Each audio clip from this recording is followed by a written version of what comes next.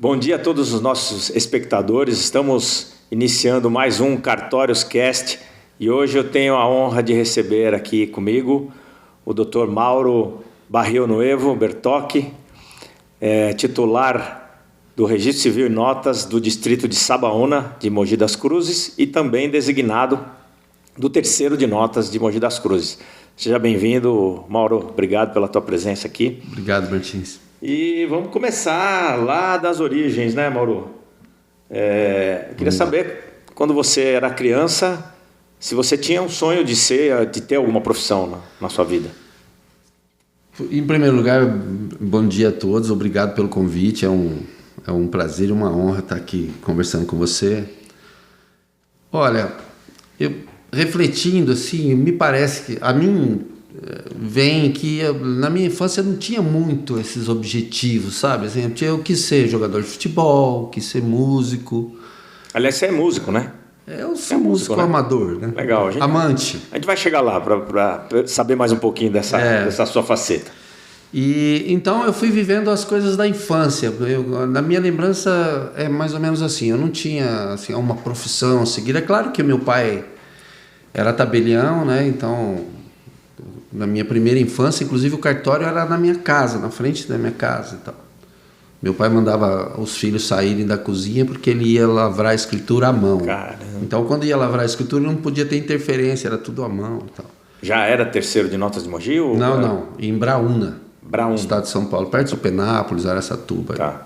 Eu nasci lá, meus avós moravam lá e tal. E então tinha essa referência.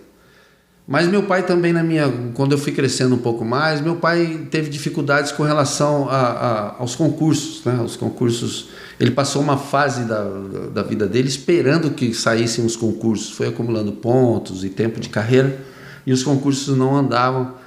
Então isso também era um sofrimento que a gente sentia, né, como criança. Então, mas eu confesso para você que quando eu era menino eu queria ser as coisas de menino, né? Porque tinha um jogador de futebol, claro que a gente jogava futebol o dia inteiro, e tinha a música que apareceu muito cedo na minha vida. Então ela fez parte também mas pensar na carreira não foi muito da minha infância, não. Legal, mas e como jogador de futebol, você queria ser que posição? Que posição você jogava? Jogava campo? Eu jogava de meia esquerda, Eu jogava bem. Jogava bem. Você é canhoto? Não. Tá, mas jogava de meia esquerda. Jogava de meia esquerda. Camisa 10, né? Camisa 10, era um grande orgulho. Naquela época que tinha camisa... Sim. Tinha número certo para a posição certa. Hoje os caras entram com 100, camisa 100, camisa 100. E o futebol brasileiro tinha um meia esquerda, né? Porque hoje também não tem. Aquele que joga no meio, que mais ou menos rege a dinâmica do time, né? Legal. Mas também foi... eu acho que me faltou afinco. E na minha casa também meu pai falava assim, você vai ter que estudar. Né? Então era... Tudo bem, se vira aí, mas você vai ter que estudar. Então eu percebia que amigos que jogavam comigo, por exemplo, eu tinha um amigo que foi jogador profissional, que era o volante que fazia dupla comigo e tal. O pai dele era um maior incentivador meu, né? Ele falou, não, você tem que ir. Mas meu pai falava, não, você vai estudar. Então, não que meu pai tenha atrapalhado, mas naquela época o estudo e o jogo até hoje é um pouco inconciliável, né? Então foi uma coisa que ficou para trás, mas também não me causa nenhuma... Eu não tenho nenhuma frustração, não. Eu amei o futebol. Como eu sou da música, eu sou um amante do futebol e da música. Né? Mas você joga ainda hoje? Eu brinco um pouco. Os joelhos já judiam um pouco. Joga um pouco, espera para jogar de novo, demora um pouco. Cara, eu recebi aqui o Ademar Fioranelli, né, do 7º Registro de Imóveis de São Paulo. Ele ainda joga com 86. Que legal. Lógico que ele fala, eu dou aquelas paradinhas, né? Toco aqui, toco ali, mas ele ainda joga. Mas quando há muito tempo atrás que eu entrei nesse assunto lá no cartório dele com ele estava com 70 e pouco e jogava todo domingo. Boleiro também. Eu fiquei... Ponta esquerda. Ele é baixinho, é rápido. De habilidoso, né? Eu sofri um acidente de moto há uns 20 anos atrás e rompi um ligamento do joelho. E não operei, porque não foi... o ligamento posterior não me abalou tanto. Eu posso correr e tal. Claro que tem um risco, né? E eu fiquei 20 anos sem jogar. Mas aí sim eu senti foi um baque para mim, né? E eu voltei a brincar não faz muito tempo. E eu senti uma alegria, uma euforia quando eu voltei, que assim, nunca esperava que eu fosse sentir isso, entrar num campo, num mini campo, né, de 8 contra 8 e tal, mas me senti como uma criança. Assim. Legal, um sonho realizado, né? Voltar foi muito legal. Isso é muito importante muito bom. Mesmo. E a música, como é que entrou na sua vida? A música entrou como... Eu tive a sorte, eu vivia numa cidade pequena, né? Depois de Braúna nós fomos para General Salgado. Meu pai pegou um cartório em Magda, que é uma cidadezinha vizinha a General Salgado. Conheço Magda, e Magda é o nome da minha esposa. E é o nome da minha irmã. O nome da sua irmã? Meu pai pôs o nome nela. E ele passou a trabalhar em Magda, mas nós fomos morar em General Salgado, que era um pouquinho maior na época. Minha mãe também teve que se transferir. Ela trabalhava na Secretaria da Saúde na época.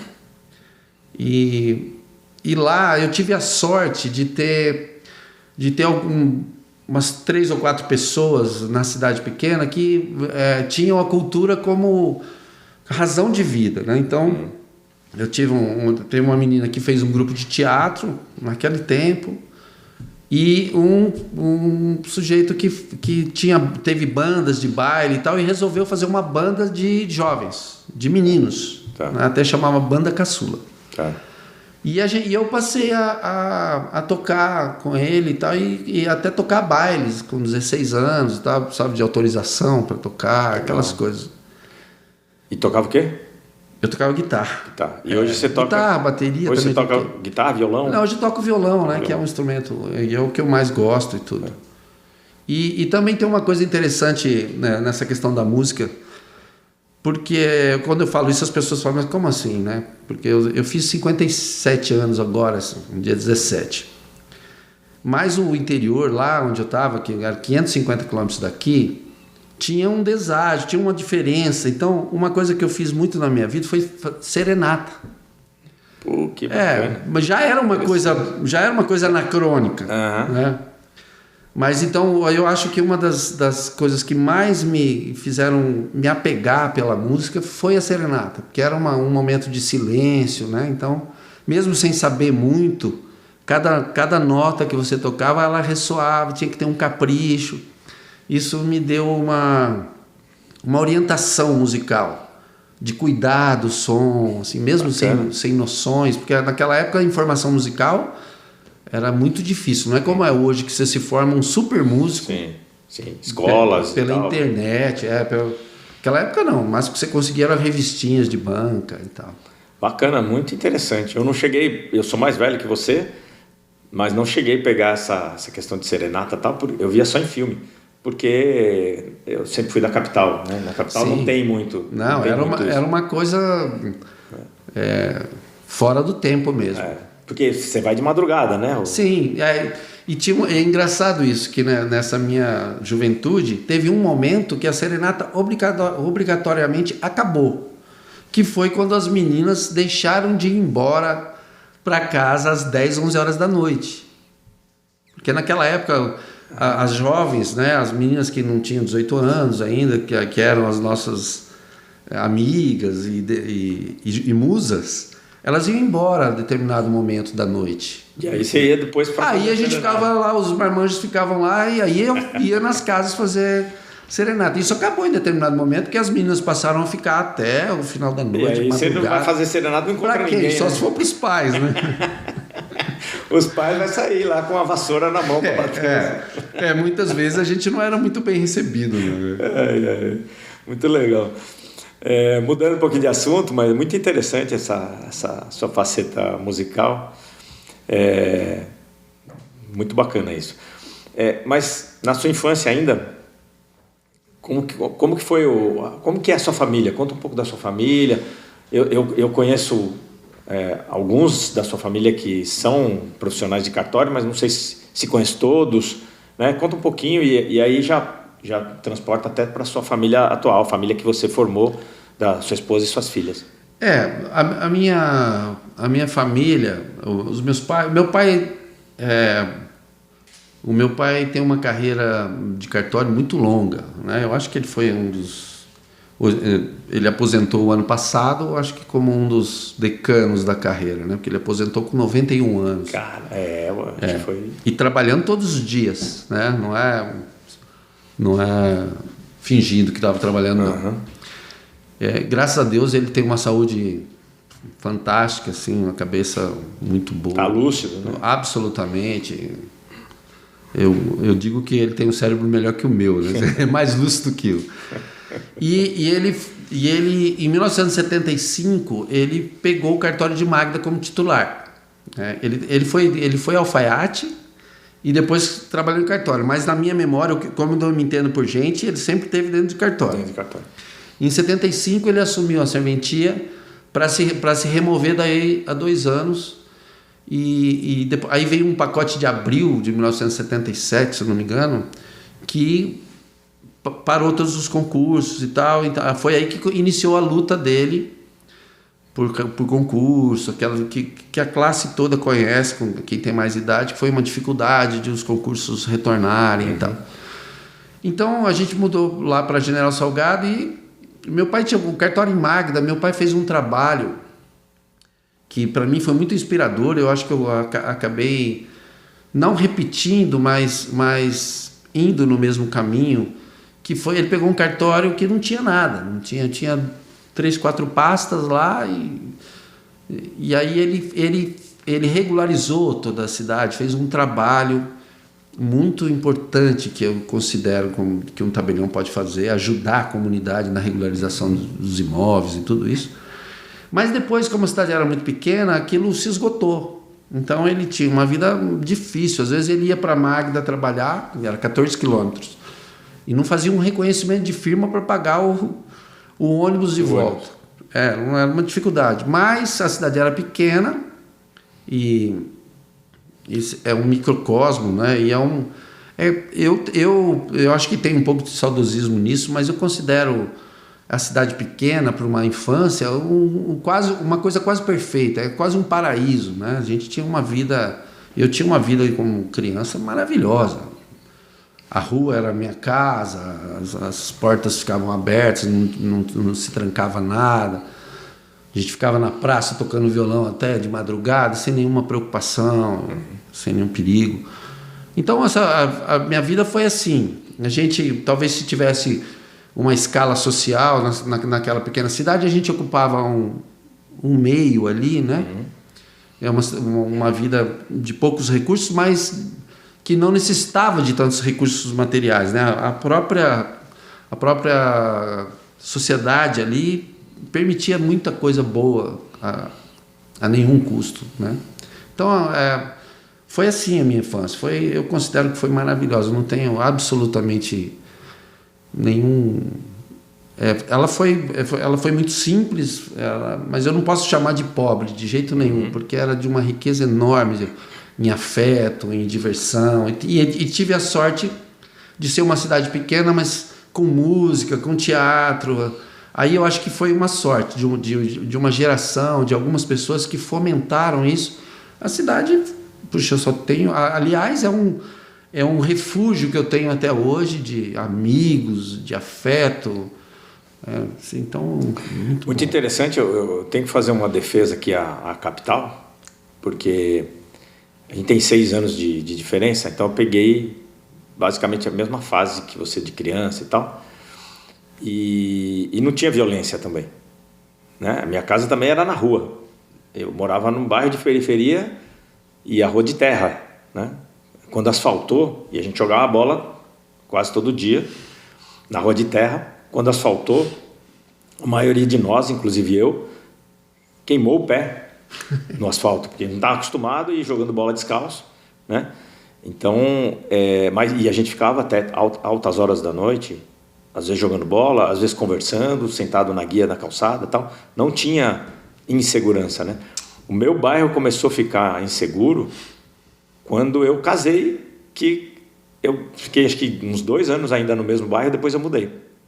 Então já adulto que começou a insegurança. Mas na época que você estava no interior com segurança, a capital ainda era segura, tá? Pelo menos uma pequena parte. Foi um tesouro que nós perdemos, né? Todos nós. Todos nós, né? Mas é legal o que você falou, porque a gente começa a ver, né, o ser humano, para ser um excelente ser humano, para ser um ser humano próspero, de mentalidade, não só de recursos financeiros, ele tem muito da história, da educação e da história, né? Então, porque muita gente fala assim, eu nunca vou ser bem-sucedido na vida porque eu nasci de família pobre. A maior parte dos titulares de cartório, antigos, novos, não vieram de família rica. Tiveram as suas dificuldades, é como você falou. Foi uma infância pobre, mas não... você usou um outro termo. Pobre, mas não miserável, mas não foi isso que você usou. Você usou... Sim, eu considero que foi rica, mas foi não rica. Materialmente. Isso, né? Isso, exato. A maioria... Ou seja, os titulares de cartório que eu conheço, os profissionais de cartório que eu conheço que são bem-sucedidos, eles nunca falam assim, minha infância foi rica em dinheiro. Minha infância foi muito difícil, mas eu tinha família, né? E essa questão de estar numa cidade do interior, mas que culturalmente é rica, também ajuda muito na formação de um jovem. Ajuda. Né? Cultura e música, teatro e música, isso é muito legal. Nem nós aqui na capital, naquela época, tínhamos muito acesso a esse tipo de coisa, até porque morando num bairro, para vocês é mais fácil, porque você mora num bairro, mas você vai a pé para o centro. Aqui não, aqui na capital, a gente mora num bairro, você tinha que pegar ônibus e tal, então uma criança de 10 anos não pegava ônibus para ir para o centro sozinha, né? Então era mais difícil.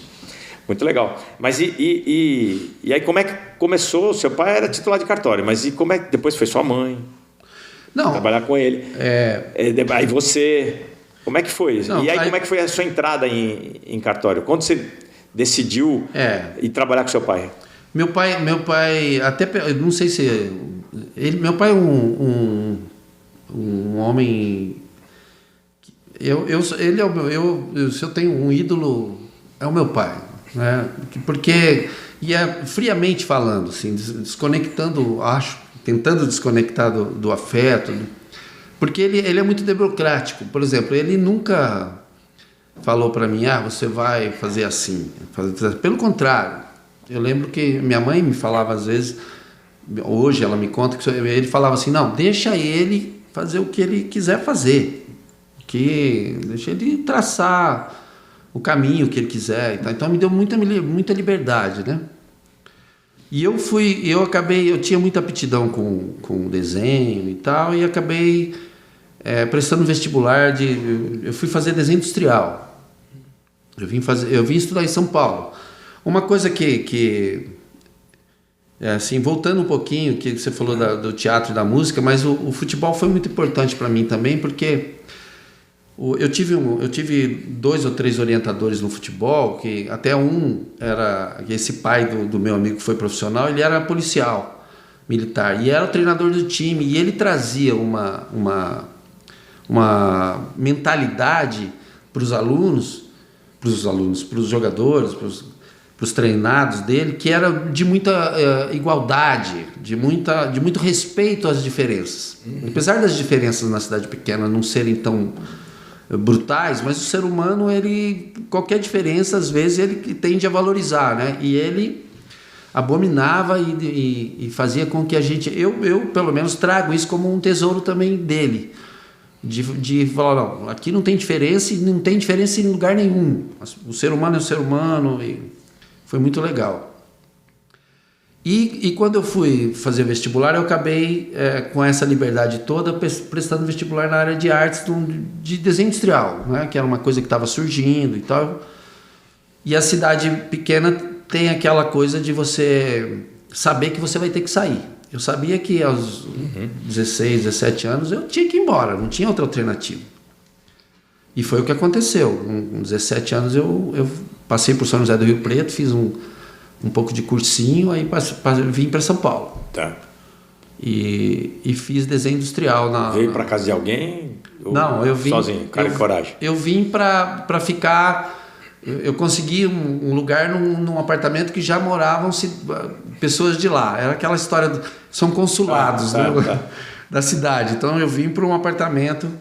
Era como uma república. Uma república, na verdade era uma república, mas tinham diversos momentos. Tinha cara que já estavam estabelecidos, outros que estavam estudando e tal. E fiz desenho industrial e comecei a trabalhar em São Paulo.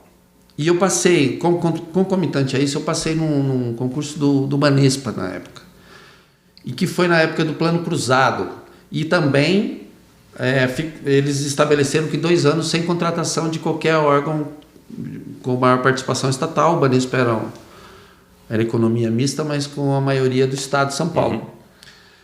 E aí eu fiquei com aquilo pendente, vim, e aí o Banespa me chamou aqui no final do ano, do meu primeiro ano de faculdade aqui em São Paulo, e aí eu fui para o interior entrar lá, assumi em Murutinga do Sul, uma cidade perto de Andradina, também outro canto lá. Uhum. Passei 8 meses lá que foram absolutamente maravilhosos, porque eu também joguei no time da cidade, toquei violão, aquela coisa, parecia umas férias, né? Sabendo que ia voltar, então sem a preocupação de será que eu estou fazendo o meu caminho? Não, eu estou fazendo, só estou esperando a transferência para São Paulo de volta. E aí as coisas ficam mais legais ainda, né?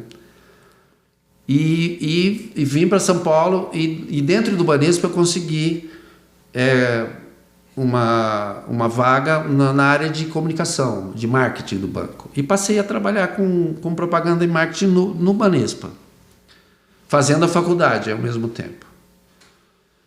E meu pai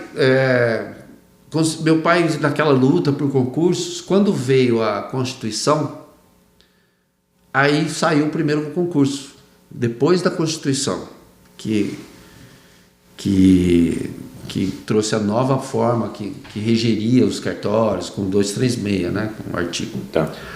Aí ele fez o concurso e veio para Mogi das Cruzes. Ele pensava até em aposentar, já estava num estágio avançado da carreira e tal, e assumiu pensando em aposentar. Mas aí foi reconstruindo o cartório, os cartórios daquele concurso foram os primeiros, depois de 30 anos de vagos e tal. E você estava em São Paulo? Eu estava em São Paulo. Tá. Aí veio o plano real. Você vê que os planos são ventanias que mudam, a gente tem que mudar as velas. E aí a economia, eu não sei se você se lembra, em 94, quando veio o plano real, acho que era 94, no segundo semestre a economia do país parou, todo aquele ajuste, aquilo tudo. E aí eu já tinha eu tinha acabado de sair do Banespa, porque o Banespa ia ser privatizado, e fez um plano de demissão voluntária. E eu aderi a esse plano e eu e outro colega de departamento de marketing montamos uma espécie de um escritório de design freelance ali, nós dois e tal. Mas quando veio o plano real, que a economia parou, imagina, a gente trabalhava com design. As empresas pararam, cortaram essa verba. Então nós também ficamos assim, o que fazer, né? E aí meu pai, eu lembro um dia na casa da minha mãe em Campo Grande, tomando uma cerveja lá com meu pai, ele falou, olha, eu falei para ele que a situação estava difícil, ele falou, olha, você não quer vir trabalhar comigo? Eu nunca te convidei, mas se você vier, tem demanda para você, né? Você vai encontrar lá o seu lugar, vai poder... E aquilo, o enfraquecimento da minha atividade aqui em São Paulo e essa oportunidade, o meu amigo que trabalhava comigo também falou, olha, ele era de Taubaté, falou, eu vou voltar para Taubaté, tá difícil demais e tal. Aí eu fui para Mogi. A minha vida deu uma guinada importante, porque eu morava em São Paulo, trabalhava com propaganda, com marketing, fazia um curso de piloto de avião, eu até tirei o certificado de conhecimento técnico. É? Também fui piloto. Mas eu não cheguei a ser piloto. Eu tinha tirado o certificado e agora faltava voar a quantidade você fez de horas. os teóricos. Você tinha tirado os teóricos. Tinha feito a prova e tal. E estava voando, mas tinha que fazer as quantidades de horas. No Aeroclube de São Paulo. Eu também. Putz, então a gente pode ter teste cruzado. Pode ser. E depois a gente faz um retrospecto para mim. Vou até te falar o nome de uns instrutores lá, do chefe dos instrutores, para ver se é da mesma época. E aí eu vim para Mogi e entrei dentro de um cartório. Então você imagina o que significou isso naquele momento. A minha vida deu uma... Assim, eu entrei no cartório, que é um trabalho que demanda muito, você fica lá interno, um trabalho conservador, um ambiente completamente diferente. Para mim foi uma grande experiência. Que tem olhando de fora, você fala, pô, foi negativo, né? Porque a vida deu aparentemente as perspectivas se estreitaram. Mas eu não encaro a vida assim, os desafios eram enormes, né? E eu tive a sorte, porque trabalhar perto do meu pai foi incrível, porque o meu pai é um professor, apesar da humildade dele, que eu vejo como uma qualidade, ele é um professor incrível. Ele sem me ensinar nada, me ensinou tudo, né? E aí foi uma reconstrução. Eu fui trabalhando e ele tinha problemas de ordem. O cartório, aquele concurso foi um concurso muito difícil. As pessoas assumiram as serventias num estado assim, muitos anos sem titular. Um ambiente quase de guerra, né? Isso, um ambiente hostil. Hostil. Foi o concurso em que foi no concurso dele que o pai do Marco Antônio lá de Campinas foi assassinado quando ele Teve alguns casos, eu não sei se foi no mesmo concurso, mas teve ele foi ver o cartório da Praia Grande. Tá. Na Praia Grande. Sexta-feira, no sábado, a filha do interino foi lá. Então inclusive isso foi traumatizante para todo mundo. Então foi uma dificuldade enorme e eu pude contribuir com ele. Foi quando também minha mãe, que trabalhava na Secretaria da Educação, ela conseguiu ir para Mogi. Aí, passado algum tempo, ela aposentou e veio trabalhar. Nós dois fomos trabalhar com ele. Então foi quase na mesma época, você e sua mãe? Foi. Legal. Foi sim. Porque ele começou a ter dificuldades enormes, até de saúde, né? Porque o estresse foi muito grande. Ele veio de uma serventia pequena. E passou a enfrentar problemas que não estava acostumado. Legal. E aí depois conta a história da entrada em cartórios da sua esposa. Sim. Aí comecei a trabalhar com meu pai, e minha mãe também, aquela dificuldade toda, aquela hostilidade, né, interna no próprio cartório, umas dificuldades enormes. E em 90 não me lembro mais o ano exatamente, quando veio o provimento 747. Acho que é 2000. 2000, né? Acho que é 2000. Que trouxe, fez uma reorganização dos cartórios de protesto. E aí o protesto era uma atividade nova para o meu pai, né? Então nessa hora eu acho que eu pude contribuir mais com ele, porque aí eu entrei de cabeça junto com ele para receber aquela atividade. E o protesto ele vinha com tudo, né? Porque concomitantemente a esse provimento, a lei de protesto mudou e as pessoas que tinham interesse de protestar deixaram de pagar antecipadamente. Certo. E isso fez com que baús de títulos lá que estavam lá abandonados, os supermercados, aqueles cheques, caiu tudo. Então a carga de trabalho foi enorme, foi um momento, um grande teste mesmo para a capacidade dos oficiais e tal de digerir toda aquela... E foi essa fase foi uma fase que eu tenho como uma grande batalha que a gente teve, né, nos cartórios. No cartório do meu pai não foi diferente. E aí a gente contratou, tinha que contratar e tal, e não sei o quê. E aí né, por uma feliz coincidência, meu pai contratou quem viria a ser a mãe dos meus filhos. Né? Ela foi trabalhar lá. Foi trabalhar lá. E a gente estruturando aquele cartório de protesto, ela tinha acabado de se formar, feito a escola da magistratura e tal, veio para contribuir, né? E passados alguns anos a gente acabou se envolvendo e ela saiu do cartório por força disso, se sentiu melhor saindo do cartório e passou num concurso do Tribunal de Justiça e foi trabalhar. Aí eu passado um ano mais ou menos, aí a gente falou, por que você não sai? Vamos estudar para o concurso juntos e tal. Aí ela deixou o tribunal e a gente estudou e passamos juntos no cartório, no concurso. Ela pegou um cartório e eu peguei outro. Que foi assim, uma fase muito feliz. Né? A maioria das pessoas sofre muito, e é sofrido mesmo essa fase de estudo para o concurso, né? Mas eu confesso assim que para mim foi uma fase muito feliz, porque a gente estudou juntos, eu trabalhava e estudava e foi maravilhoso assim, a gente bacana. conseguir... Muito bacana a história, Mauro, e a gente vê aqui, né, as características, os insights das pessoas que são prósperas, né? A gente falou aqui humildade do seu pai, mas o pouco contato que eu tenho com seu pai, eu percebo isso, né? Tive muito menos contato ainda com a sua mãe, mas percebo também essa característica. Mas em você sempre foi muito humilde, né? Então essa é uma característica muito importante. Você falou que você vê como qualidade, eu vejo como uma das melhores qualidades do ser humano, né?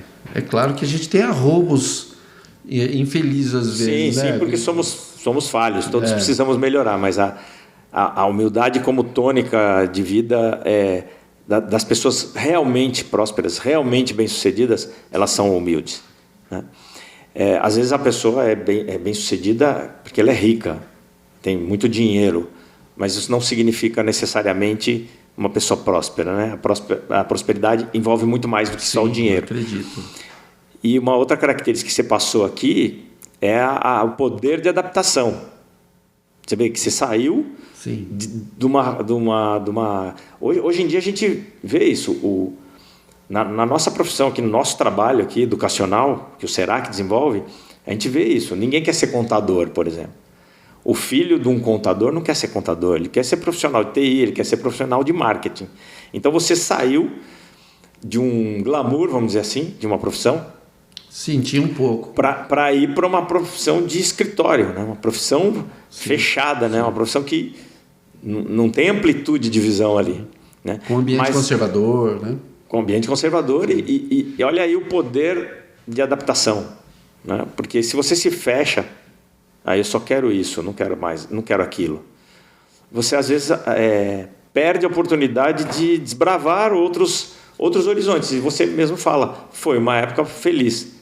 Aliás, todas as épocas que você tem descrito aqui, você tem descrito como felizes. Isso não, porque felicidade não é um sentimento externo, é um sentimento interno, é uma decisão.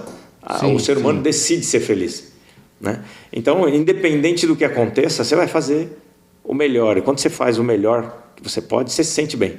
Quando você ajuda pessoas... Sim. Você falou da regularização que seu pai fez em General Salgado. Foi General Salgado? Em Magda. Em Magda.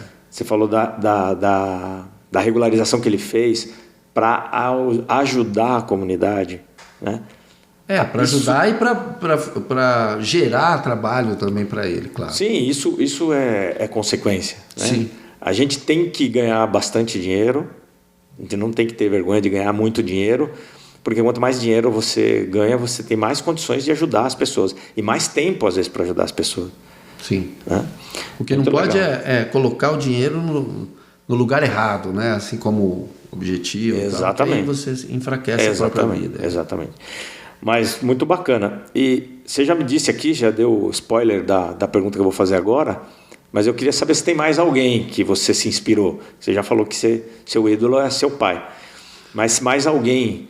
né? Algum outro mentor, algum cara que você sabia, que nem na minha época, que é mais ou menos parecida com a sua, eu li um livro chamado Virando a Própria Mesa, do Ricardo Sandler, né? Que herdou uma empresa quase falida do pai, e ele virou a mesa e fez uma empresa muito próspera. Então eu lembro de tê-lo como mentor, além dos meus pais e tal. E eu queria saber se você tem alguém, pode ser titular de cartório, pode ser desse pessoal da mídia mesmo. Olha, eu tenho medo até de parecer arrogante, assim, mas eu nunca tive um alvo. Assim, quando eu digo que meu pai é meu fã, mas eu percebo hoje que eu sou fã dele, que meu fã não, eu sou fã dele, claro, meu ídolo. Uhum. Eu percebo hoje que o quanto eu o admiro, mas assim, eu vou seguindo a vida, sabe? Eu não, por exemplo, você puxou um assunto no começo, qual que era a sua profissão, o desejo que você tinha? A mim me parece que eu nunca olhei muito para frente, sabe? Eu sempre, e até hoje, se você me perguntar qual é o seu desejo maior hoje, o que você quer cumprir na sua vida, eu quero continuar vivendo, sabe? Eu quero ter saúde, tento ter saúde, fazer coisas que me dão saúde e saúde mental para continuar, porque eu tenho muito prazer em viver. Então vou seguindo, assim. Agora na profissão, eu acho que o meu pai foi muito importante para mim o meu tio, o irmão da minha mãe, veio trabalhar comigo também, conosco também, com meu pai. Também era uma pessoa de uma retidão, enorme que me inspirou muito. Porque quando você está perto de pessoas e acompanha tomadas de decisão, como eu acompanhei com meu pai, com a minha mãe, com meu tio, diante de impasses que a vida apresenta, aquilo entra em você como ensinamento não formal, né? Ensinamento. E esse eu acho que é o ensinamento maior. Eu tenho 2 filhas, eu não quero abrir muito, mas me ocorreu agora, por causa desse ensinamento que vem, eu acredito muito nisso. Quando eu sinto insegurança em relação a como eu estou criando minhas filhas, se eu estou dando o que elas precisam para seguir o caminho, a minha sogra me inspira muito, porque ela diz uma frase, ela é uma educadora de muitos anos, ela fala que as crianças aprendem quando os pais estão de costas. Eu acho essa frase maravilhosa, porque às vezes você tem um discurso para o seu filho, né? E às vezes a maior força não é aquele discurso verbal, mas o jeito que ela vê você tomando decisões na vida, né? Como que ela percebe. E eu sinto isso, assim, o grande aprendizado que o meu pai me passou, como tabelião e como homem, como pai, não foi querendo me ensinar, porque ele não é dele isso, sabe? Ele não para, vou te ensinar um negócio. Nunca meu pai me falou isso. Então, eu acredito muito nisso. E essas pessoas que trabalharam comigo, e tem profissionais também que me auxiliaram muito, por exemplo, uma pessoa que me ocorre falar aqui é o Márcio Ribas, de Itaquera. Ele me orientou muito nesses momentos que, por exemplo, quando o protesto estava iniciando, mesmo ele sem ter protesto, mas essa conduta também. E depois, quando eu assumi o cartório também, então tinha meu pai, e o Márcio também foi muito paciente comigo, muitas vezes ligava para ele e tal. Isso eu tenho ele também como um norte, de retidão, inclusive, né? de austeridade profissional e tal. Então é isso. E eu não quando eu disse que eu tinha medo de ser arrogante, eu não tenho nortes, pessoas. Não, tenho sim, mas é uma diversidade de coisas. Não, você está sendo muito claro e sem nenhuma arrogância. Eu não estou entendendo como arrogância, não. Porque eu tenho como ídolo principal e inicial minha mãe, né? Meu pai também, mas minha mãe eu acho que me ensinou muito mais coisas, sem cultura nenhuma, mas com valores, né? Mas você viu que eu te perguntei e você começou a dizer que era só seu pai, mas você já falou uma meia dúzia aí de outro. E eu estou falando pelo lado profissional, porque quando eu tenho que fazer justiça à minha mãe também, porque a luta que nós travamos junto com meu pai no cartório para manter o cartório, porque os ataques foram efetivos, né? Inclusive na fase da aposentadoria compulsória. Então, teve funcionários dentro do cartório que forjaram denúncias anônimas. Foi um negócio... Teve coisas ruins de enfrentar. E a gente enfrentou junto. E a minha mãe foi uma mulher, como é até hoje, muito forte, muito... que por esse lado da força, de ser aguerrido, de lutar pelo que você acredita, ela foi fundamental na minha vida também. Muito legal, muito legal. Mais insights aqui, né? A gente vê que, e parafraseando a tua sogra, só falando de forma diferente, né? Os filhos, eles não seguem as suas palavras, eles seguem o seu exemplo.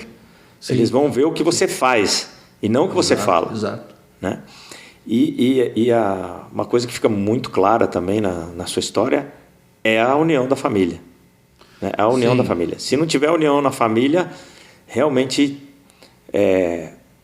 as fugas do caminho certo, elas são muito mais tentadoras, vamos dizer assim. Né? Muito legal, muito legal. O ninho que eu nasci, realmente eu devo muito. Devo muito à capacidade, ao coração dos meus pais. Eles fizeram... As coisas me foram muito facilitadas por eles, nesse sentido, entendeu? De formar, de mostrar o que uma vida pode ser, uma parceria. Eles são casados há mais de 60 anos, vivem muito bem. E a minha mãe, principalmente, sempre zelando pela harmonia, olha, né? Tanto que eu tenho uma formação religiosa, mas hoje em dia eu devo confessar que eu tenho a religião assim como estrutura referencial, filosófica. Então, na verdade, você não vai confessar. Não vou. Eu devo confessar aqui leigamente, mas eu percebo hoje, eu constato o quanto eu tenho um pensamento cristão. Né? Eu sou muito mais cristão do que eu sempre acreditei. Porque hoje eu vou constatando, estudando um pouco de filosofia e tal, o quanto a filosofia de Cristo está arraigada, está estruturando a minha pessoa. E isso é muito da minha mãe, do lar que eu fui criado, que não era uma coisa de igreja, mas de filosofia cristã, de postura diante do outro, né? Que eu acho que foi o maior legado que Cristo nos deixou. Eu acho isso maravilhoso. Sem dúvida, sem dúvida. Ô Mauro, bom, já está claro que seu esporte preferido é futebol, mas tem algum outro que você gosta? Então, com os joelhos não muito em dia, assim, eu pratico natação já há muitos anos. Você gosta? Eu gosto. Eu estou passando num momento ruim com a natação, porque eu tive uma virose, depois eu tive como chama, sinusite. Tá. Isso deu uma quebra. Tá. E quando eu nado 3 vezes por semana. E aí quando você quebra um ritmo desse, você precisa voltar, também é difícil, né? Então já faz uns 2 meses que eu tô assim, mas eu gosto muito de nadar. Mas é difícil quem gosta de natação, né? Normalmente quem faz natação faz porque precisa, não porque gosta. Eu uma vez conversando com um médico neurologista, ele falou, ninguém gosta de natação, porque ninguém gosta de contar ladrilho. Que ele fala que você está nadando ali, você está contando que é a única coisa de interessante que não, tem. Realmente a alegria que eu sinto jogando futebol, a natação não me dá. Mas a natação me dá uma meditação, sabe? Eu não conto ladrilho, mas eu fico preocupado no aperfeiçoamento do movimento, da técnica, da respiração. Isso gera uma espécie, a mim me parece, de meditação. Interessante. E isso, quando eu saio da natação, além da endorfina, da oxigenação geral, eu sinto que o meu cérebro está mais tranquilo, mais calmo e tal, para começar o dia. Assim, Bacana, bacana. E hobby, além da música, que eu acho que hoje é um hobby para você? Sim. Tem algum outro hobby? Olha, eu adoro muita coisa. Eu gosto eu gosto do ócio. Eu gosto. O ócio para mim não é improdutivo. Ele é Tô sempre... E é uma forma de hobby também, é um hobby. Pois é, mas eu preencho o meu ócio com essas atividades artísticas. Gosto muito de me aproximar sempre da arte. A música é uma coisa incessante, porque é sempre aprendizado, né? Tá. É sempre aprendizado. Que tipo de música que você gosta mais? Eu gosto de música boa, mas eu sou um amante da música brasileira, que é para mim, uma das melhores músicas populares do mundo, né? Você gosta de samba também? Você gosta de samba? Gosto de samba. Toca samba? Toca samba. Toco. Legal, bacana. Muito bom, Mauro. Eu te conheço sei lá, acho que eu te conheço há quase uns 30 anos. Sim, né? Eu tenho o prazer de ter você como parceiro também há muitos anos. Saiba prazer disso, que é uma satisfação. É mútuo. Eu lembro quando a gente se conheceu, ou pelo menos quando eu tomei consciência da família Barrionuevo, num jantar do Colégio Notarial, que você estava com seu pai. Eu fui apresentado para o seu pai e acho que você estava presente. Aí depois a gente começou a prestar serviço e tivemos aí vários contatos, né? Bons contatos. Aprendi muito com você. Acompanha. Esse meu método de aprendizado, né, de estar perto das pessoas e de perceber como elas tomam decisão, você me ensinou muita coisa, porque eu vi você construir a sua carreira também junto, né? Obrigado. E as nossas conversas, os nossos almoços lá quando você nos visitava, sempre foi muito, muito interessante para mim. Eu gosto de ver como as pessoas se conduzem, né? O que dá certo, o que não dá e tal. Eu acho que é viver a vida com intensidade, né? Eu lembro também de uma das coisas que você me falou na época da pandemia, que eu criei um grupo de titulares de cartório para poder ajudar, né? Naquela fase de incerteza que a gente estava vivendo. E você, uma hora, você me consultou bastante e você me falou assim: Martim, você é um cara diferenciado, você faz uns negócios diferentes, eu acho legal isso que você faz, né? Então, isso também para mim é um grande aprendizado. Para a gente saber o caminho que a gente está trilhando, se está certo, se está errado, né? Eu recebo bem tanto o elogio quanto a crítica. Sim. E a crítica, para mim, é para fazer eu melhorar. Claro. Né? Muito bem. E, Mauro, hoje em dia, com essa juventude imediatista, né, que dizem, eu não tenho nada contra, nós temos 300 colaboradores aqui, a maior parte é jovem, né? Mas que conselho você daria para um jovem que está lá na faculdade de Direito? Porque todo mundo entra na faculdade de Direito para ser juiz. Quer ser juiz, né? Talvez isso esteja mudando um pouco. Mas que conselho você daria para aquele que está começando a olhar a atividade notarial e registral como uma possível profissão? O que ele deve fazer, o jovem? Bom, eu acho que, em primeiro lugar, deve estudar, né? Eu acho que esse distanciamento dos livros é inevitável, né? Gerado pela força inebriante que as telas têm, né? Que realmente são nós que somos do século passado, aliás, a gente vai ser lembrado como heróis, né? Porque para viver a transição. Fazer parte dessa transição essa ruptura de tudo que a gente conhecia. Mas eu acho que a perda da leitura é muito ruim para a formação da inteligência, né? Mas eu não me sinto muito assim. Eu acho que o homem se forma. O homem é muito das circunstâncias em que ele vive, né? Então, como que eu posso dar conselho? Uma coisa que eu acho interessante que foi na minha vida, por exemplo, quando eu passei no concurso, eu peguei o cartório de Sabaúna. Era um cartório pequeno, né? Ainda é um cartório pequeno, mas era um cartório incipiente, um cartório que... E quando eu cheguei lá, eu chegava de manhã assim, aquele balcão antigo, aquilo me deu uma emoção, porque me vinha o meu pai no cartório lá de Magda, e eu vi sentido naquilo. Eu fui construir o cartório.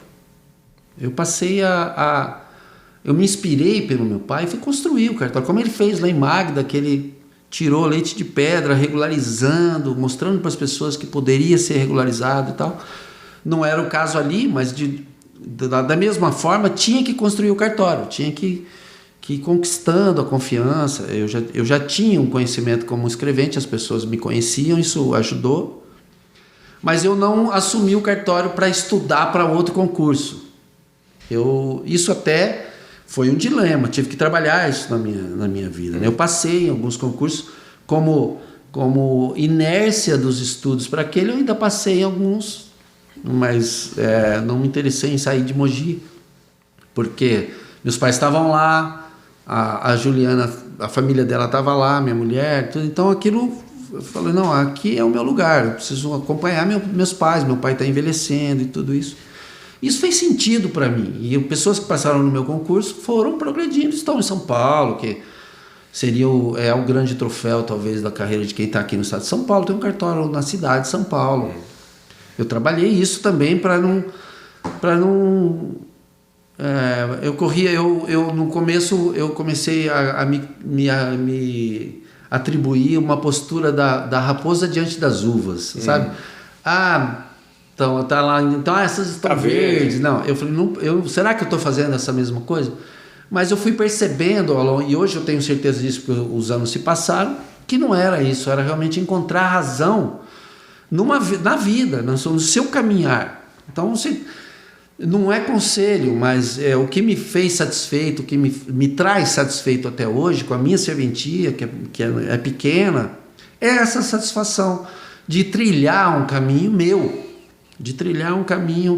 e essa profissão de tabelião eu acho maravilhosa. Eu sou registrador civil e tabelião. Eu acho maravilhosa essa é uma profissão que nasceu do povo, nasceu do auxílio, independente do serviço público. Hoje ela presta o serviço público, mas ela ainda tem o caráter de confiabilidade. Né? Ela é pública, não só pela natureza publicista do serviço, mas ela é pública porque ela goza da confiança. Então eu exerço a profissão nesse binômio essencial. E isso faz parte da minha satisfação. Talvez se eu tivesse um grande cartório, que eu sei que a administração é difícil, né? Que você não tem mais esse contato, talvez eu não tivesse a mesma satisfação. É claro que a satisfação financeira seria enorme. E, de novo, eu não estou aqui diante das uvas. Eu acho muito legal, eu sou um fã dessas pessoas que chegaram lá e tocam esses cartórios com qualidade, sou fã dessas pessoas, mas o que me satisfaz foi o que me satisfez e satisfaz até hoje é encontrar sentido no meu dia a dia. Então, isso não é conselho, mas eu acho que as pessoas têm que estudar e acreditar no caminho como caminho, porque a vida é um caminho, né? A vida não é uma meta só. Hoje se fala muito meta, mas a vida passa rápido, hein? Passa rápido. Se você deixar o caminho, passar pelo caminho sem olhar, não vai ter vivido. Perceber, exatamente. Você pode até chegar, mas você vai falar assim, pô, eu cheguei aí. Vai ficar um vazio. Eu acho que você respondeu bem, Mauro. Acho que a gente pode dizer que para o jovem seria interessante que ele não pensasse só no dinheiro, né? Exato. Que ele pensasse naquilo que ele vai construir, né? No fazer a parte dele no mundo para melhorar o mundo. Exato. Né? Dar segurança jurídica nos atos notariais e registrais é melhorar o mundo, né? Exato, e te dá sentido no dia a dia, porque os dilemas do mundo moderno são enormes e todo dia você está diante deles, né? Se você não tiver essa base que te move, esse prazer em viver e realizar o seu dia a dia da sua serventia, vai ser difícil você se estruturar, você ser feliz. Porque o dinheiro não vem sem cobrança, né? Sim. Eu acho que essa maneira que eu encontro e que eu tenho conseguido é a maneira mais substancial e feliz de você obter o dinheiro. O dinheiro não é muito, mas ele é concomitante, assim,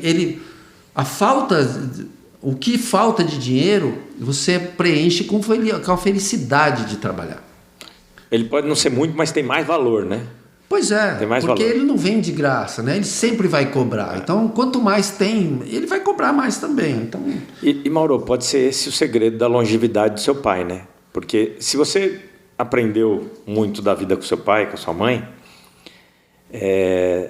talvez seja esse o segredo, né? Se você ficar querendo só meta, objetivo, meta, objetivo, meta, objetivo e não aproveitar o caminho, porque quando você está aproveitando, se você está só pensando na meta, no objetivo, você descuida às vezes da saúde. Você descuida às vezes da saúde porque você tem um objetivo. Pois é. Agora, se você está vivendo o caminho, você está cuidando de tudo ali, né? De tudo, seu bem-estar, né? É viver o presente, né? Não só ficar pensando no futuro, é viver o presente. Exatamente, eu acho que para mim, por exemplo, eu tenho 2 filhas pequenas. O que eu quero deixar de legado, se me for possível, é isso. Eu quero que elas vivam a vida de uma maneira satisfatória. E não é ser feliz a todo custo, o tempo todo, porque a vida não é isso. Mas encontrar razão no que estiver fazendo. Né? Eu, sinceramente, eu encontro razão, não só na vida como eu a estruturei, mas na minha profissão. Certo. Eu encontro razão todo dia, ouvindo as pessoas, atendendo as pessoas. Isso é o que me conduz. Sinceramente, sem média com nada. É o que me realiza. Perfeitamente. Falando da sua profissão, então, diz para mim se você acha que o tabelião, o registrador, ele é um funcionário público, ele é um empresário ou é ambos? E se for ambos, quando ele é um e quando ele deve ser um e quando ele deve ser outro? Olha, eu acho que ele é sim uma complexidade. Eu acho isso muito bom da profissão.